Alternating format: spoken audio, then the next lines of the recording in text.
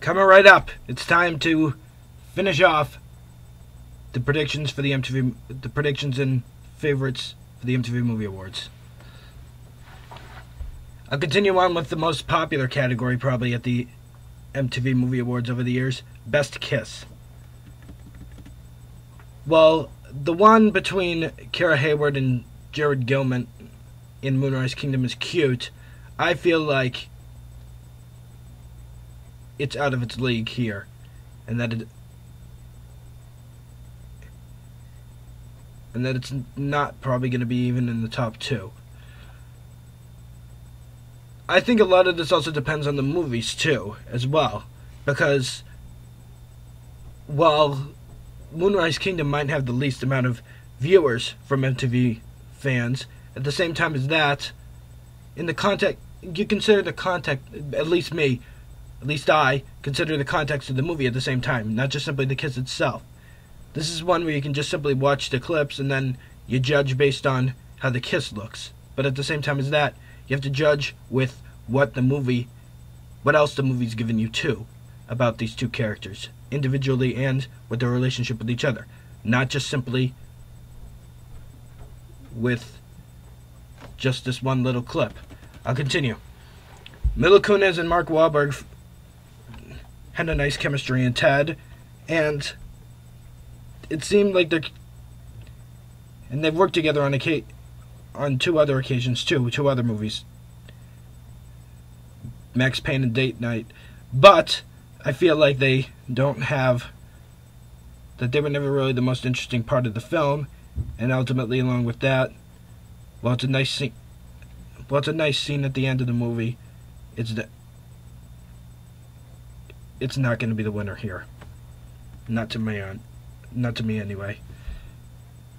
Kerry Washington and Jamie Foxx didn't have all that many scenes together in Django Unchained. While they both gave good performances and you obviously cared for them, you didn't really have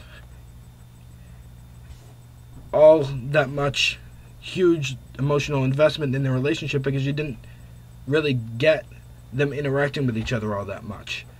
I mean,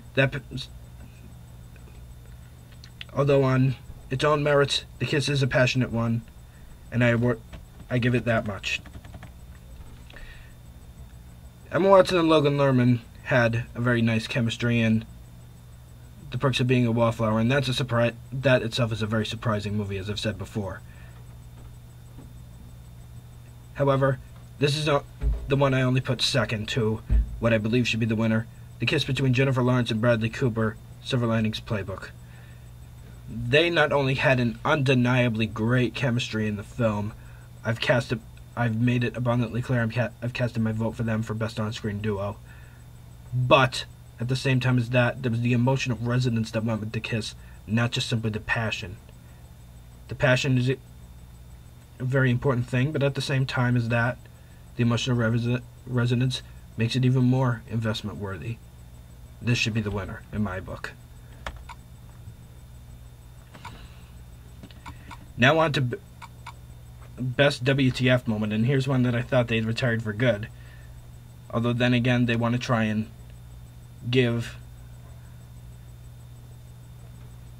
a common ground to MTV voters, so as to not just simply be completely serious now, but as well as that, to give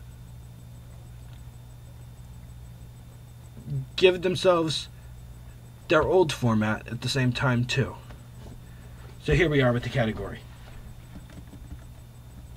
I have to start with the movies that I didn't see, which would be Pitch Perfect and Flight.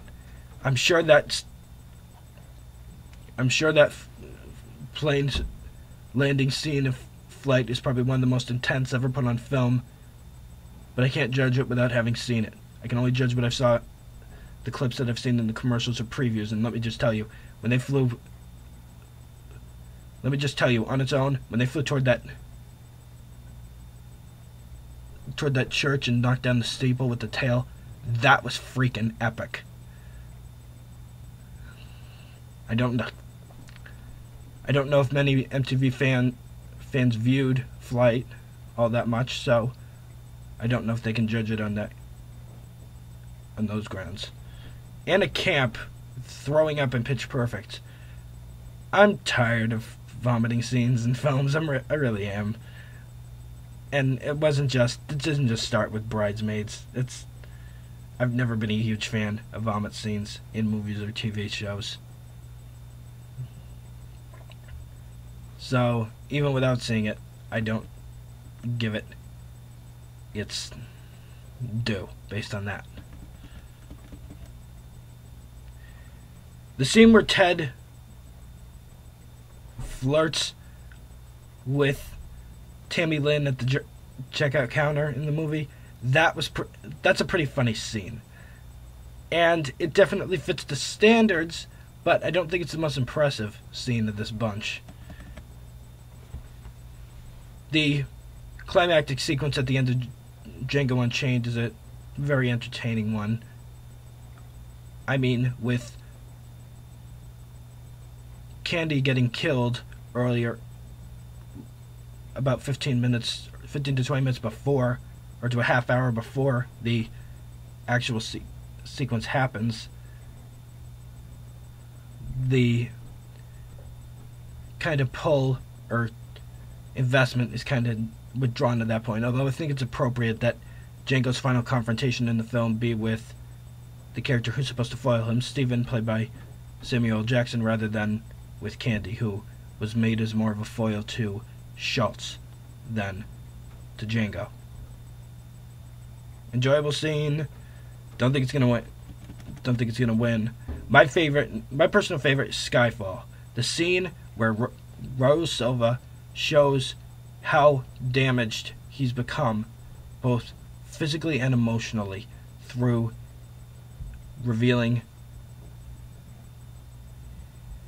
pulling out his false dentures and revealing his new face, the face of the former Tiago Rodriguez, and with that, then his new face possibly being his old face, now the one of Raul Silva.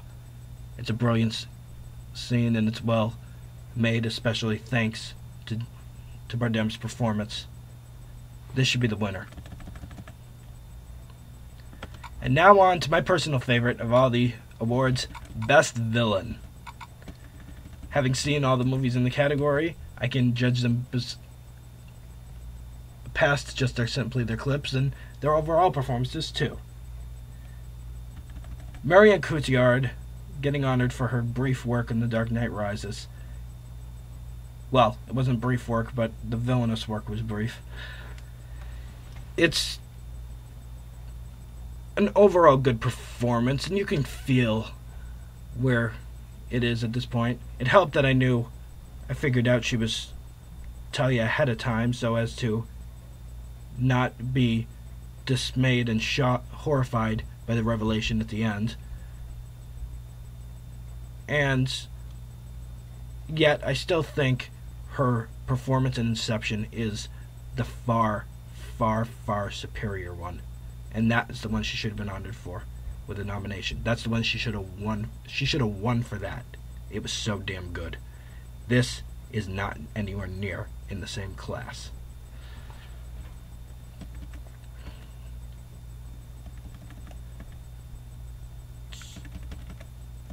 Leonardo DiCaprio was arresting in his performance in Django Unchained. So suddenly friendly, and yet at the same time so uncompromisingly unscrupulous. It's a really good performance, and I think there's only one thing that really ruins it by the end of the movie. By the time his performance is finished, there's only one thing that truly ruins it: the fact that it comes so prematurely in the film. I feel like that took away a lot of the investment I had in that scene. It also took away a lot of investment when they killed off Schultz, which I wish they hadn't done. Apologies for the spoilers. I figured those who hadn't seen Dark Knight Rises, seeing this video, you'd know Marion Cotillard was revealed to be a villain by the end of the movie. And just the minimization of those two performances, I wish had helped me. I wish had not happened, because then they took away a lot of the movie lost a lot of steam after that point. Because let's face it, Schultz was such a much more interesting character than Django was. I wish it had been Schultz instead who'd been the main character of the film. I want them to make a... You know what? Instead of making a Django sequel, well, I want to see that, but at the same time, make a prequel which focuses on Schultz. That would be a great movie. Do that. Next, we have Tom Hardy for The Dark Knight Rises. He was good. For a large majority of the film, he was good. He worked. The only thing that didn't work about his performance, making him the new head of the League of Shadows.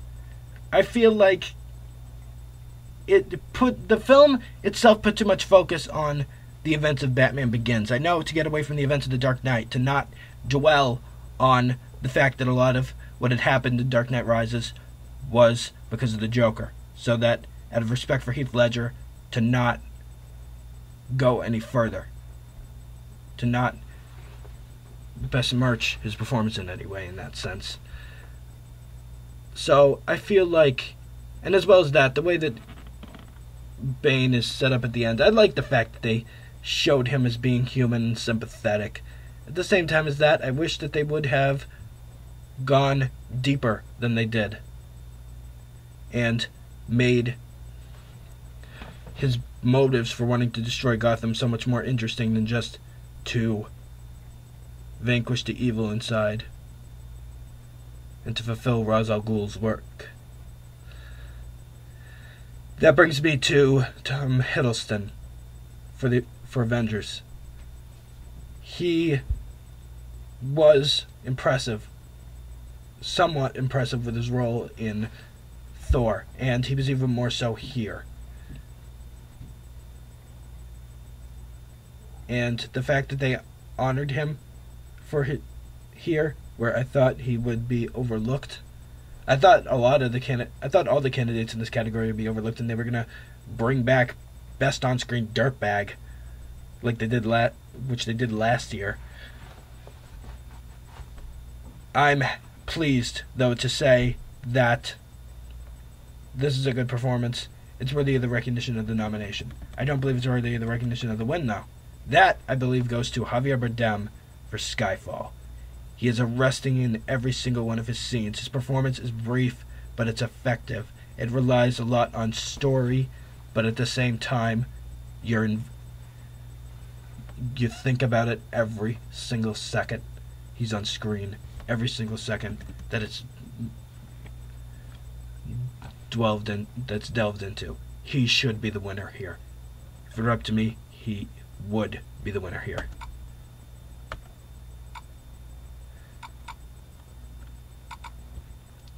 Best musical moment. I don't have a lot of time left, so I gotta be brief with this. I didn't see Pitch Perfect. I didn't see Magic Mike. So that leaves only three other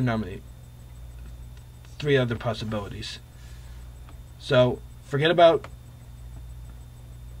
the No Diggity singing. Forget about the It's Raining Men strip show. Les Mis's I Dreamed a Dream sequence. It's good. I don't think it's a winner. As great as I think everything about Silver Linings Playbook was, I think even the song here, I think even the dance sequence here is not up to par with my choice. As for what I think should win, I'm going to go with Emma Watson, Logan Lerman, and Ezra Miller for the scene in Perks of Being a Wallflower where they dance to Come On Eileen. That is a great scene. Deserves a great sequence. Deserves this win. I feel like if they'd had Bradley Cooper and Jennifer Lawrence dance to My Sharia more at the end of the film, that would have been so much more effective. Now comes Best Hero, which is once again being done through Twitter voting for this year. So far, Bilbo Baggins is in the lead, having taken it away from Snow White. However, I think... And Batman, Catwoman, or Selena are in the bottom three. The bottom one would be Hulk. I think, though, it should be Iron Man. Because hey, Robert Downey Jr. He's great. He truly is. Now we come to Comedic Genius. Now we come to the special awards of Comedic Genius. Will Ferrell. Nice choice. Trailblazer. Emma Watson. Best choice. Nobody better you could have chosen for that.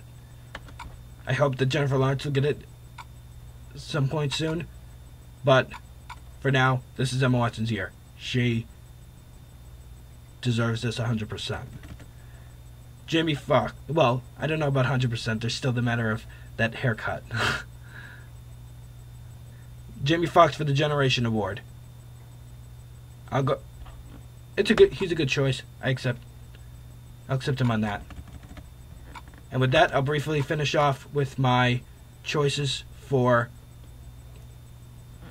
or rather just my predictions on who I believe will win each category.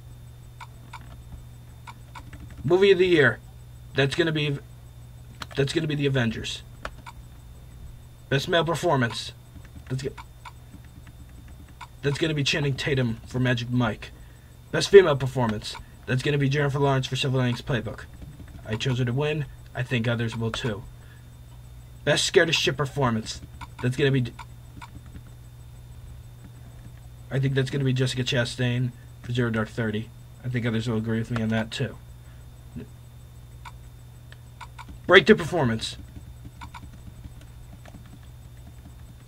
They'll either go with Rebel Wilson for Pitch Perfect because she's the host, or Eddie Redmayne for Les Mis. Best on-screen duo.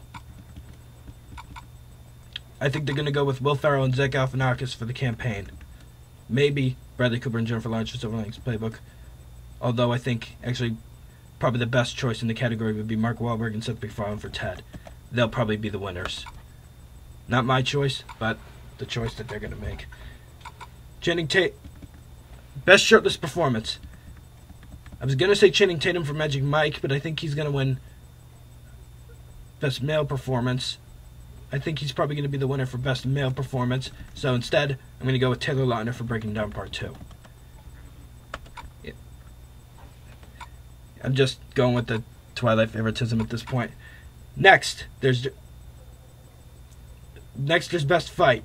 I think that's going to go to Jamie Foxx and Actually, no. I think it's going to be Mark Wahlberg and Seth MacFarlane for Ted. Best Kiss. I think that's going to... They're my second choice, but I think it's going to be Emma Watson and Logan Lerman for Perks of Being a Wallflower. Best WTF moment. That's going to go to... Ted. Best villain. I think the majority of fans are going to choose Tom Hardy for Dark Knight Rises. If not him, then they're going to choose Tom Hiddleston for the Avengers. Best musical moment. I think that may actually end up going to Anne Hathaway for Les Mis, or It's Raining Men for Magic Mike. Best hero. I think it should go to Snow White's in the lead again, having switched very quickly. So I say this one's a neck-neck. It's hard to determine now. That's it for me. Enjoy the show this Sunday night at 8. See you there. Well, technically I won't see you there. I'm being figurative about it, not literal.